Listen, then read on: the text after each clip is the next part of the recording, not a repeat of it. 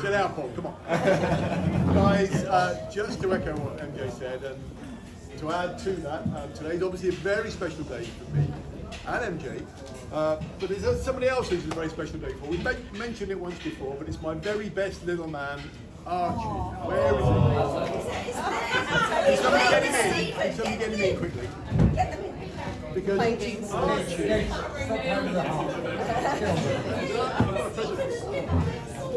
Come on.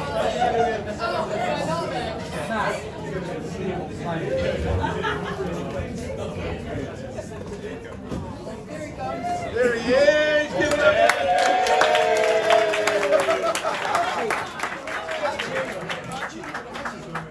Archie today's 5. Now he is sacrificed. Sacrifice is going to be a bit of a theme today.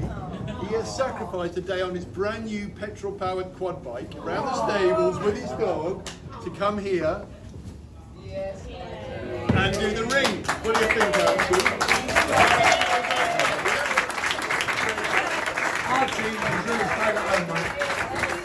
here's a little present for you, buddy, for being so good. Okay, there we go. Fine.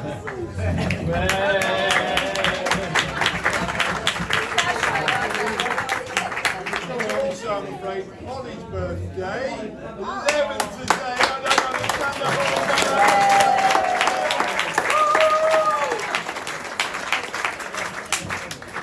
whole I'll come to you later, mate. Thanks so when MJ and I started planning this wedding today, we had pretty much a blank canvas. We've met in countries around the world, cities around the world, so we had not a lot of idea of how to do it. We just wanted to do it. We had some inspiration. We had the inspiration of Charles and Hazel over there. They took a helicopter ride into a wonderful English barn conversion, had a fantastic wedding, a beautiful traditional English wedding with family and friends there. We could have taken advice from Katie and Matt here, who went off to St. Lucia and got married on the beach barefoot. I mean, that would have been fantastic, couldn't it? I mean, take the hint. We could have taken inspiration from Penny and Victor. They march 150 people to the top of a mountain at midnight. Some of you were there at midnight north of the Arctic Circle. So that was thank yourself lucky you're not getting that one. We talked about going to Gretna Green. We talked about going to Ireland. We even had a wonderful offer from Roz Smith over there of her family church in the back, or a family church in her back garden. We wouldn't have got you all in there, but it would have been so quintessentially British. Roz, thank you for the offer. She was prepared to have you all traipsing through her front room. But you didn't want to pay for it.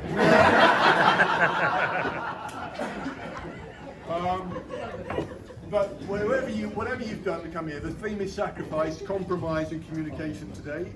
If you came by air, you came over the North Sea, the Irish Sea, the Atlantic Ocean, to the worst airport in the world. If you came by car, you've done the M25, you've come through a busy city, you've come into the worst intersection in the world out there. Appalling parking, and the ULEZ zone as well. Come on, I mean, that's it. If you came by public transport, you came up a municipal railway line with a last station on the line, and then you have to walk over the bridge to get here. So whatever you've had to do, guys, thank you very much indeed. Whatever it is we've done, we've all sacrificed a bit. It's inconvenient for everybody, but we appreciate you all being here today. Thank you so much.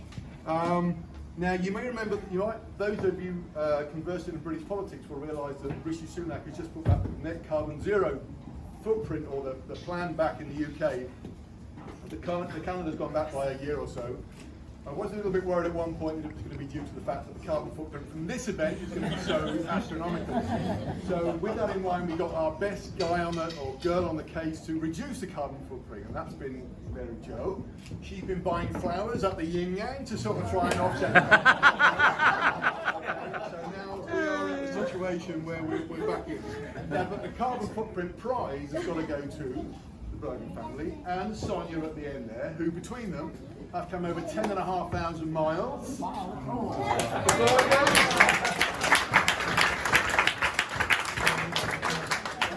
Sonia's come from Vegas, baby. And the Bergens have come all the way down from the bottom left-hand corner of America. For those Brits that don't know really America where it is, it's right at the bottom corner. So they're going to fly all the way across here. So thank you, guys. You win the prize. my biggest thank you has got to be to MJ, really, because MJ and I met 7 years ago. We met in a bar in DC, and we will try and reenact that later, but we need a lot more music, a lot more booze in order to make it as realistic as possible. I think it's fair to say that we've taken on a few challenges in the past and in the last 7 years, not least of which has been the Atlantic Ocean, and of course the pandemic. Now, every day to get through the pandemic, MJ and I were meeting the Jo Mitch gym on FaceTime, and we exercise in our front rooms. And clearly, the exercise that MJ and I have been doing has paid dividends because, come on. What were you doing?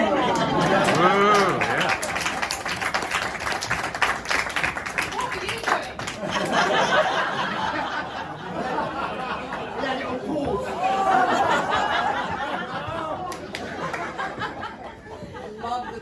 That was brilliant. Whoever that was brilliant. I've sort of lost my thought.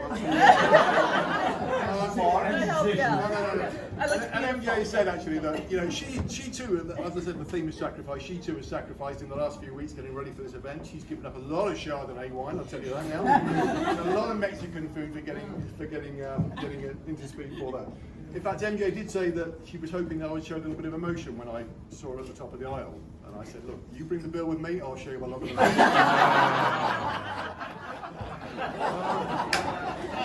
But getting back to my main point about MJ, it takes a very special woman to, during a pandemic, when I couldn't get into her country, she took the bull by the horns, and every 6 weeks she would get on a plane, double vaccinated, double registered, double masked, get on a flight from DC, come over to the UK, land into a deserted Heathrow T5, how good is that? To enter a quarantine with a bloke that had no job, and just a bit of an old dog, that sort of thing, really. Come off it, Mitch, you were a postman. I was a postman for a while, yeah. So, MJ, well done. I take my hat off to you, because without you home taking that on, we would not be here today.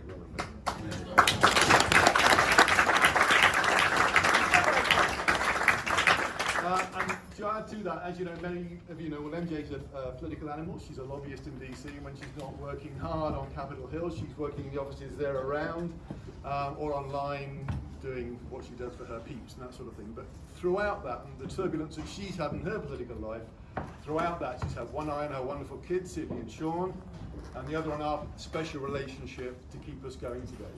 So, you've got to see it today.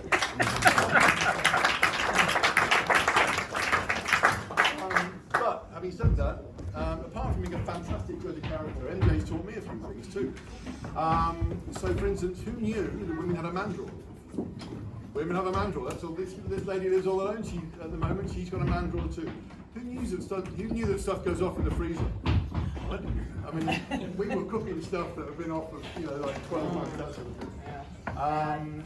There is room on my bed on a Sunday morning with a pot of coffee for my great big black dog, believe it or not, because MJ taught me that we can have the dog up on the bed. That's fantastic. And who knew that seasonal decorations were appropriate for all 9 seasons? Okay,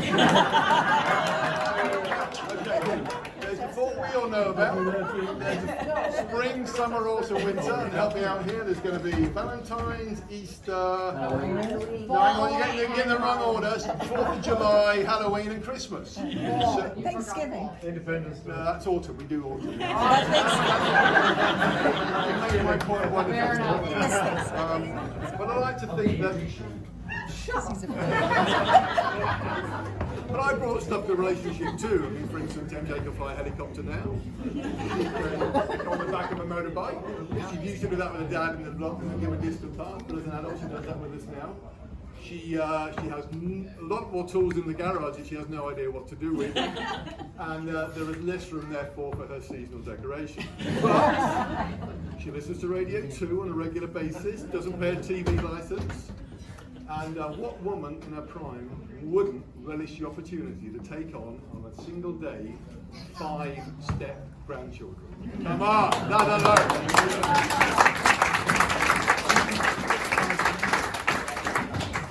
There are other things we have in common, of course. The best meal in the world is guac and chips in front of the TV on the sofa. Can't get by a morning without coffee, and we love our dogs. But apart from that, that's it. There are also things. You see, getting a couple The list I was going to say went on, but at the end of the day, I could have banged on about this for quite a long time. At the end of the day, when MJ's with me in my life, it's fantastic. When it's not, all I think about is when we can get back together again. So,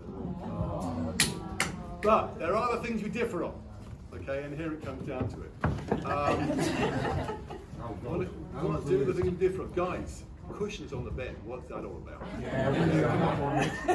Halloween costumes for pets, what's going on there? MJ cannot pass a gift shop without buying something for the Christmas tree or the fridge door. But it doesn't mean we can't compromise and or communicate. Now we've communicated quite well. We got a new dog, or MJ got a new dog from the kennels, the rescue kennels. So we decided, knowing there was going to be some differences in discipline, we each had, stop looking at you, Washington. We each had 2 rules to make up for the dog. falling asleep. That's Penny talking to you.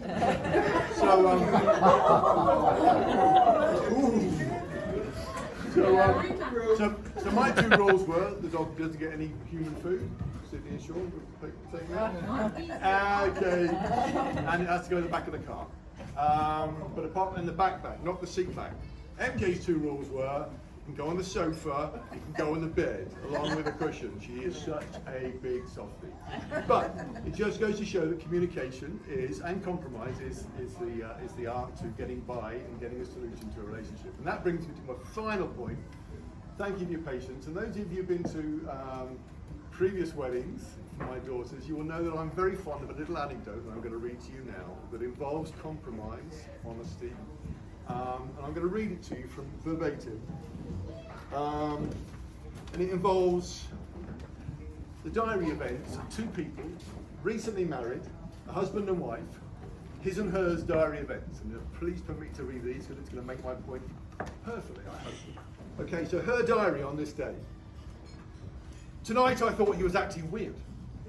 We'd made plans to meet at a nice restaurant for dinner. I was shopping with my friends all day long, I'm telling you.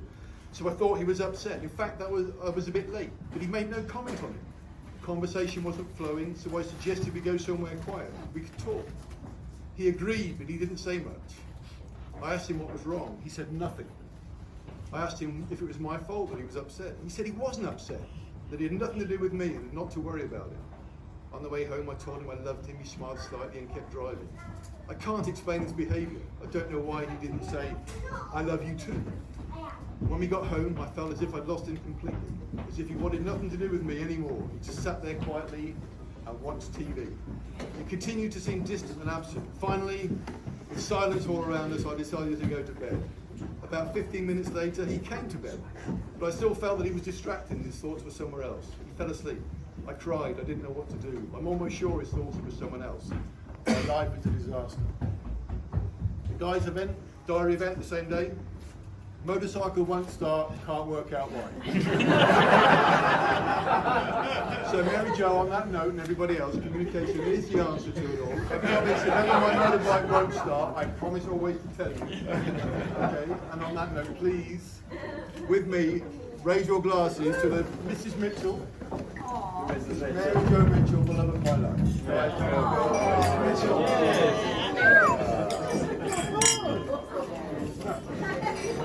Can you do that again? No, seriously. No, seriously.